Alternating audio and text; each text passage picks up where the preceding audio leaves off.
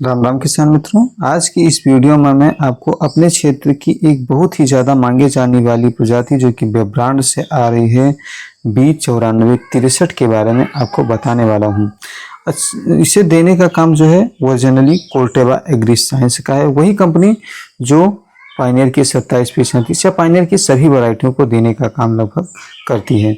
तो इस वजह यह क्या खास है जो इसकी इतनी भयंकर डिमांड हमारे क्षेत्र में आई है, इसके बारे में भी हम चर्चा करेंगे। साथ ही साथ किसानों की क्या राय रही है, जिन्होंने लगाया है उनके अनुभव क्या रहे हैं, वो भी हम आपको बताते हुए चलेंगे। तो आज की इस वीडियो में मैं आपको बताऊंगा कि कितनी बीज दर लगेगी, अवधि क्या होगी, दाने की गुणवत्ता, पौध की ऊंचाई, किस मिट्टी में लगा सकते हैं, उत्पादन कितना मिलेगा, सहनशीलताएं क्या क्या हैं, किस प्राइस में मिल सकती है और किन किन क्षेत्र के लोग जो हैं, किन किन राज्यों के लोग वो इस प्रजाति को लगा सकते हैं। तो सारी जानकारी आपको इस वीडियो में मिलेगी, तो वीडियो को अंत तक देखिएगा और अगर आप चैनल पर नए हैं तो प्लीज़ सब्सक्राइब कर दीजिएगा। तो चलिए जानकारी को शुरू करते हैं। तो जैसा कि मैंने आपको बता दिया कि ये ब्रेवांट कंपनी का है और इसका नंबर है B9463। वैसे तो किसानों को नंबर जल्दी याद नहीं होता, लेकिन वो जिन लोगों ने लगाया उनसे पूछ करके आते हैं कि 9463 नंबर से कुछ आया है धान, तो वो मुझे दे दीजिए।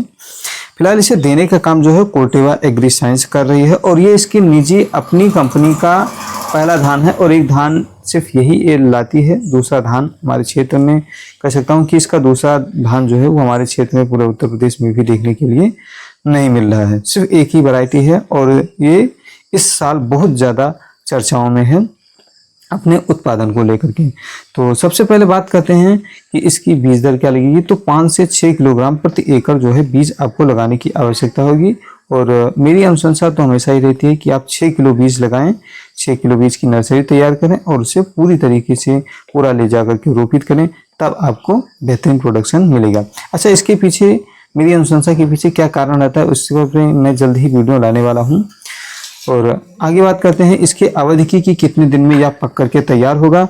तो इसकी जो परिपक्वता अवधि है वो 120 से 125 दिन की है, अर्थात इसे जो दोमट मिट्टी वाले खेत हैं उनमें भी लगा सकते हैं, चिकनी मिट्टी वाले खेत हैं वहाँ पर भी लगा सकते हैं। तो इस वजह से भी इसकी डिमांड जो है बन रही है, क्योंकि ऊंचास जो है जहाँ पर कम पानी या सिंचित इलाका कह सकते हैं वहाँ पर भी लगा सकते हैं, जहाँ पानी बरसात होने पर इकट्ठा हो जाते हैं, कम सिंचाई की आवश्यकता है वहाँ भी, तो दोनों में लगा सकते हैं। इसलिए भी इसकी डिमांड जो है वो बढ़ रही है।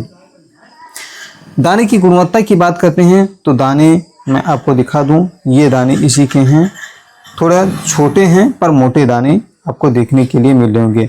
अच्छा, इस वैरायटी में या इस सेगमेंट में मैं आपको बात करूं तो सजेंटा की 4001 सेम वैसा ही दाना इसमें देखने के लिए मिल रहा है और प्रजाति की ड्यूरेशन भी देखें तो लगभग वही है 120 से 25 दिन में।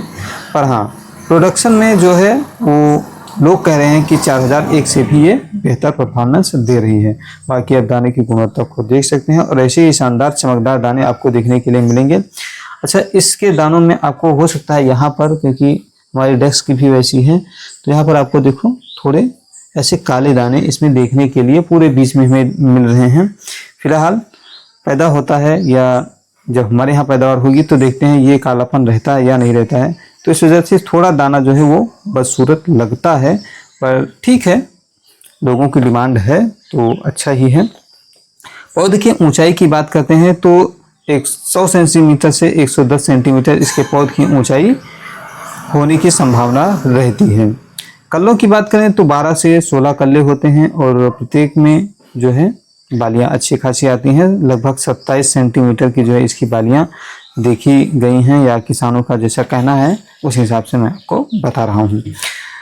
उत्पादन की बात करें तो 25 से 30 क्विंटल एकड़ का इसका औसत उत्पादन बताया जा रहा है, जिनमें कुछ किसान जो हमारे लगाए थे, जो एक बहुत ही अच्छे किसान हैं, उन्होंने तो यह तक बताया कि हमें 30 क्विंटल एकड़ का उत्पादन मिला है। वहीं पर कुछ किसानों को 25 प्लस उत्पादन मिला है। तो कहने का मतलब है कि उत्पादन काफ़ी अच्छा है, इसी वजह से इस साल इसकी डिमांड बनी है। बाकी आज तो ये काफ़ी समय से रही है, पर हमारे क्षेत्र में इसकी डिमांड फिलहाल इसी साल ज़्यादा बन चुकी है। सहनशीलताओं की बात करते हैं तो कीट रोगों के प्रति या फंगस रोगों के प्रति भी काफ़ी ज़्यादा सहनशील है, जैसे bacterial leaf blight, BLB, blast रोग और लॉजिंग यानी कि गिरने के प्रति भी काफ़ी ज़्यादा सहनशील है।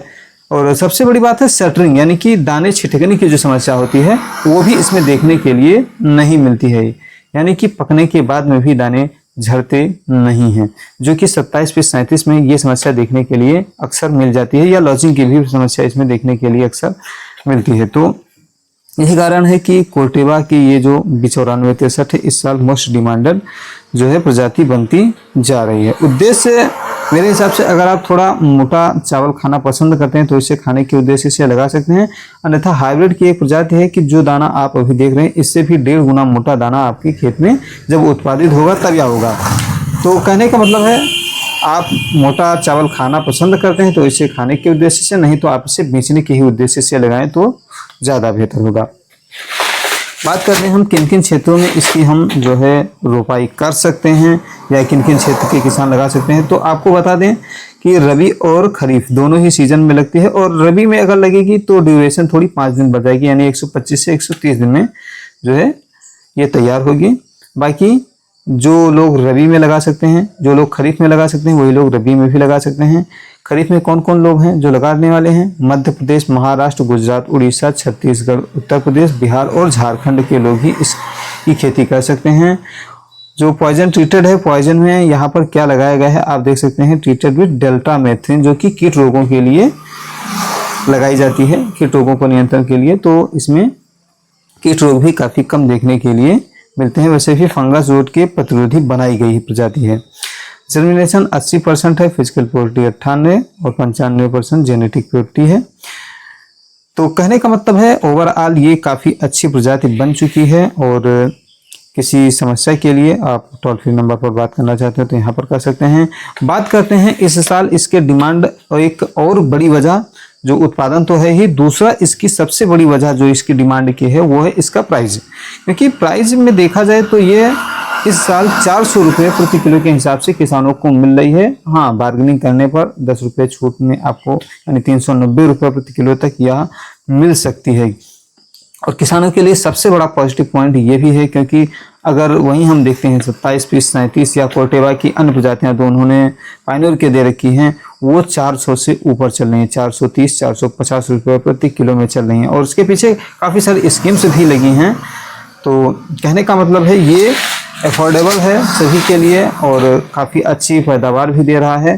पर पायनियर में जो स्कीम्स चल रही हैं वो ज़्यादातर डिस्ट्रीब्यूटर्स तक ही सीमित रह जाती हैं, तो ये भी एक कारण है। पर इसका फ़ायदा जो है, इसमें जो कुछ है वो सारा फ़ायदा किसानों को मिल रहा है, और किसानों के लिए इसीलिए यह प्रजाति जो है काफ़ी अच्छी बन चुकी है और मोस्ट डिमांडेड भी है। अगर आपने यह प्रजाति लगाई है तो इसके विषय में या हमारे जो क्षेत्र के किसानों हैं उसमें आपकी क्या राय है, और आपने जो हमारे किसानों की राय रही है उससे आप कितना संतुष्ट हैं, ये आप हमें कमेंट करके ज़रूर बताइएगा। और ऐसी जानकारी हम आपके लिए बराबर लेकर के आते रहते हैं।